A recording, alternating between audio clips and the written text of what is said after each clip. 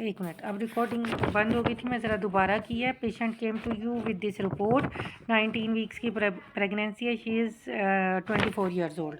अस्सलाम वालेकुम, मुझे बताया गया आपकी उम्र 24 साल है और आप एक अल्ट्रासाउंड की रिपोर्ट मेरे पास डिस्कस करने आई और आपको 19 हफ्ते का हमल है। अच्छा, आपका नाम क्या है, आप कितना पढ़ी लिखी हैं और आप क्या करती हैं? अच्छा सारा, क्या ये मुमकिन है कि पहले मैं आपसे कुछ सवालात कर लूँ और उसके बाद हम डिटेल से ये रिपोर्ट डिस्कस करें, ठीक है?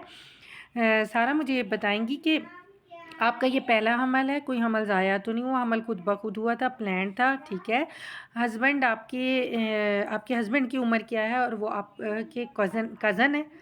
अच्छा, आप मुझे बताएंगी कि आपके हस्बैंड या आपकी फैमिली में कोई माजूरी या कोई ऐसी बीमारी जैसा कि जिसमें फेफड़ों या आंतों का मसला हो, ठीक है? वो कज़न है, इस वजह से क्वेश्चन इंपॉर्टेंट है। आपकी फैमिली में कोई माजूर बच्चे। अच्छा, हम हमल के क्वेश्चंस पहले कंप्लीट कर लें। मैंने पूछा था आप खुद ब खुद हुआ या ट्रीटमेंट से हुआ? हमल ठीक रहा, उल्टी मतली या ब्लीडिंग की शिकायत तो नहीं रही? फोलिक एसिड आप लेती रही हैं? ब्लड प्रेशर, शुगर, अपने जो टेस्ट होते हैं वो आपने करवाए हैं, ठीक है? और कोई बात या हमल को लेके कोई मसला जो आप बताना चाहें, ठीक है? फिर इसके बाद आपने इसका टेम्पलेट पूरा किया। जो इम्पोर्टेंट क्वेश्चंस थे वो यही थे। अच्छा, आपको हमल के दौरान बुखार, सर दर्द या जिस्म पे दानों का मसला या कोई और मसला जो आप बताना चाहें, ठीक है? असल में आपने टॉर्च इन्फेक्शन को रूल आउट करना है। अच्छा, फिर अब आप आ जाएं इसके बाद सारा, अब आप टेम्पलेट पूरा करें। उसने कहा मैं स्मोकिंग भी करती हूँ और मैं पेनिसिलिन से एलर्जिक है, तो फिर आप ये लिखें कि ये मैं आपके नोट्स में दर्ज कर रही हूँ। और स्मोकिंग के लिए पूछें कि आप कितनी सिगरेट पीती हैं।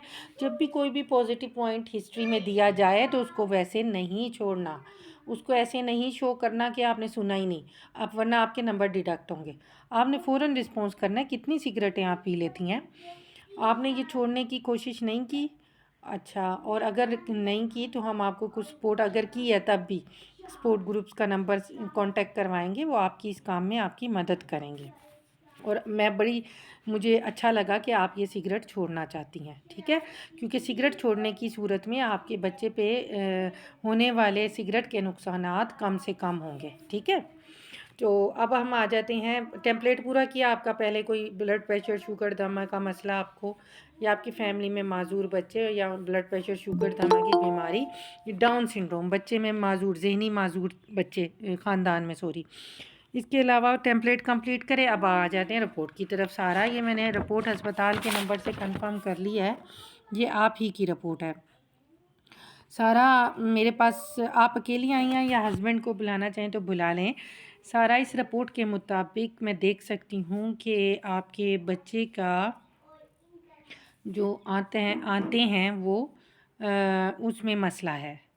सारा, बच्चे की जो आते हैं उसमें वो सही नहीं बनी और उसमें पखाना या उसमें फीकल मेटल जमा होने की वजह से वो बहुत ज़्यादा ब्राइट आई हैं। अब उसको क्या ब्राइट आई हैं? As bright as spinal cord. अगर स्ट्रक्चर डिस्कशन हो तब बोलना है, अदरवाइज़ नहीं, ठीक है?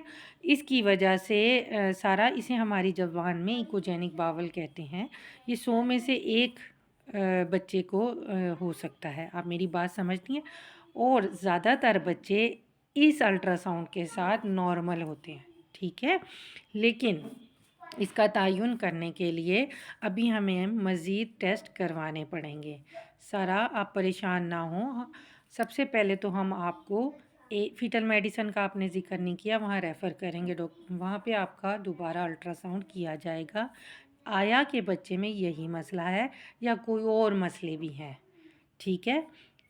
नंबर 2, हम बच्चे का टेस्ट करेंगे, हम आपके खून का टेस्ट करेंगे और उससे चेक करेंगे कि बच्चे में कोई जिनियाती मसला तो नहीं है, ठीक है? मैटरनल ब्लड फॉर CMV, या बच्चे में कोई इन्फेक्शन तो नहीं हुआ। आप मेरी बात समझ रही हैं? इसके अलावा एक टेस्ट आपका होगा जिससे हम बच्चे का इन्फेक्शन और उसके जिनियाती टेस्ट कर सकते हैं, और वो टेस्ट आपके पानी से, आपके पेट में बच्चे का पानी निकाल के किया जाएगा, जिसे एमनियोसेंटेसिस कहते हैं, ठीक है?